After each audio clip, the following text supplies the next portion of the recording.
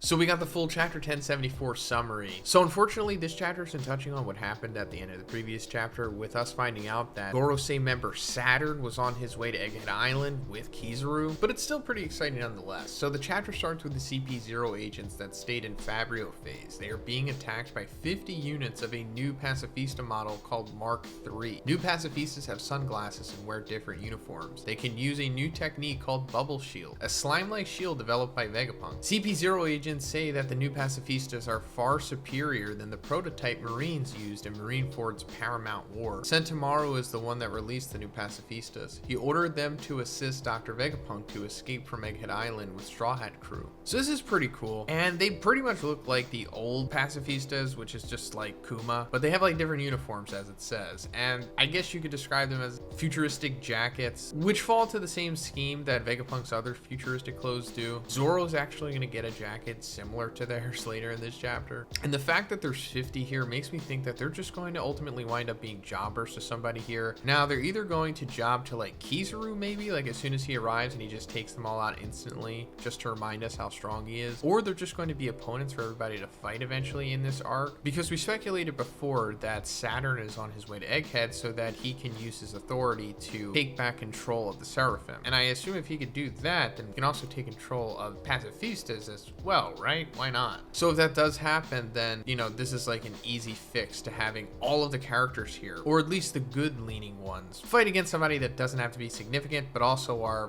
pretty powerful in their own right. But if they don't, and they actually do wind up helping the Straw Hats here, then I just feel like they're going to get slaughtered by either Kizaru or somebody else. Stussy arrives where Vegapunk clones and the Straw Hat crew are with the 4 Seraphim. Lucci and Kaku both are still asleep. The group decide to search for the real Vegapunk separately, but Luffy and Zoro won't go with them. Luffy is tired after all the running and the fights. In addition, he broke his Dom shoes, so he can't fly. Zoro will stay with him because the others don't want him to get lost in the lab. So Luffy and Zoro will stay in the control room guarding Lucci and Kaku. So it doesn't really seem like much is happening here, but this is like really exciting in my opinion, because I think it's setting up a big fight for Zoro and Luffy, because I feel like it's kind of significant that they're exiling Luffy and Zoro here. This doesn't really happen too much in the series, at least them exclusively doing stuff, especially fighting someone. So them being here, and also Luffy saying that he's tired after all the running and the fights, this could be setting up them taking on Kizaru, and him being tired could be a good excuse to keep everyone protected here. But first, let's talk about the sponsor of this video, Ekster Wallet. So guys, I can't express to you how much I love the Ekster Wallet. I've been using it for over 2 years now, and it's never let me down once. Like 6 out of 10 times when I use this in public, I always get compliments on it, or I'm just asked like what it is. It's slim and sleek, holds 6 of your cards, and easily pop out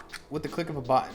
That never gets old. It also has an RFID plate on the back. This is the carbon fiber version, but I also have the matte black version, which is so sexy. Ekster also has a key case, and just like their wallets conveniently holds your keys, it even holds my gym membership. But another thing that you can get with the key case is this key tracker. Simply just connect it to the Chipolo app in your phone, and you'll always know where your keys are in case you lose them by accident. I mean, we've all been there, right? Also guys, Valentine's Day is coming up, and Ekster is a perfect gift for your significant other. They have multiple wallets for multiple styles and plenty of aesthetic colors to choose from. So take advantage of Ekster's Valentine's Day sale running from January 25th to February 14th, because you're going to be able to get up to 35% off site-wide. So guys, if you want to get Ekster Wallet for you or your significant other, or both, check out the link in the description and make sure you use my code Zhoniin. Thanks guys. And maybe some of you think that Luffy shouldn't be tired at this point, but maybe Gear 5 is factoring into it possibly. So Luffy being tired gives him an excuse to not be at full power going against Kizaru, and then there could be some other excuse for Zoro or whatever. It could be the shoes, because it is being specifically mentioned here that Luffy's shoes don't work anymore. We found out before that the shoes can like magnetize to the ground, so it's possible that that's going to happen too. And since Luffy's shoes aren't working, he might wind up being the only one that's not magnetized, so he winds up going into some Die Hard sequence or something. But yeah, I just hope that this ultimately winds up with Luffy and Zoro taking on Kizaru. Cut to Bonney. She's in some sort of memory world that looks like a grass field. Vegapunk is not with Bonney. So we're getting an update on Bonney here, because previously we saw that she had found Vegapunk's room that contained Puma's tangible memories. And in the sequence when she had also turned Vegapunk into like a child again. And as she went to touch Kuma's memories, we kind of just cut away from that sequence and we don't know what happened with them, especially Vegapunk, and we still don't because it says that he's not with Bonney. But for Bonney, we assume that she was going to be reliving Kuma's memories, of course, and that's begun here because she sees the shadow of a castle in some Tenryubito. Then Bonney sees young Kuma, who looks like the SBS picture, that is being abused by some people. Not the Tenryubito, but the abusers are someone else. Young Kuma is being forced to return somewhere, or some people he knows will be killed. So this is Kuma's tragic backstory, and I guess we can figure that this has something to do with whatever special race he is, because Bonney said that he was, but we don't know what it is yet. And that would just be part of the course with this series, especially with the Celestial Dragons. And it also could have something to do with whatever royalty he may or may not be tied to, you know, with the Sorbet Kingdom. Back to the lab, Pythagoras is searching real Vegapunk. Suddenly, Pythagoras turns around because he senses something, and the part of the building where Pythagoras is explodes. Frontier Dome, barriers are down again,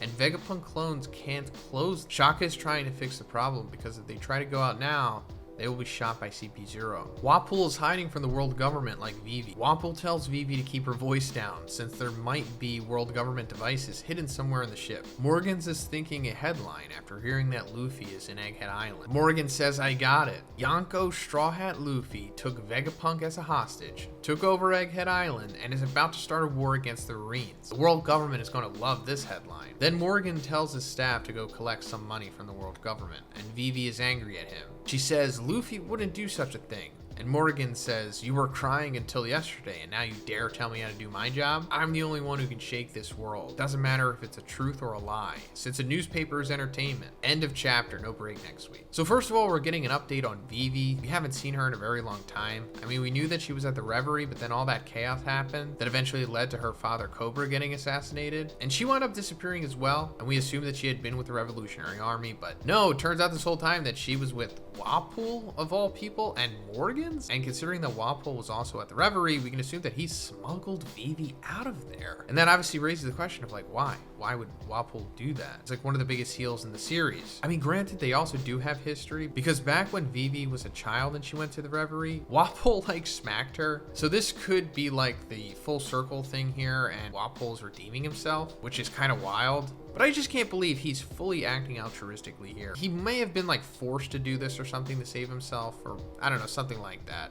because Morgans is connected to this in some way. And as for Morgans like spinning this story with Luffy, this is kind of like a turn for Morgans too. I don't know, I was kind of feeling that he was more like, I don't know, wanted to get the truth out. I don't think he ever directly says that, but I'm pretty sure this is the first time he's ever revealed that he's just like, yeah, I'm all about clickbait, nothing else matters, which obviously as a YouTuber I can get on board with, but I do like this development in Morgans. It kind of makes him out to be more of like a chaotic neutral, more than like a lawful neutral, if that makes sense. I mean, this story doesn't really necessarily hurt Luffy. In fact, I'm sure Luffy won't mind this headline at all. And while Morgans isn't being truthful about Vegapunk being taken as a hostage, that might ultimately happen. And if that doesn't, then for sure this is going to start a war against the Marines regardless. So that part is truthful. But yeah, that's pretty much it for the video today, guys. Let me know what you thought about this chapter in the comments. And if you liked the video, please give it a like and please subscribe if you haven't already. Have a great day, and I'll see you in the next one.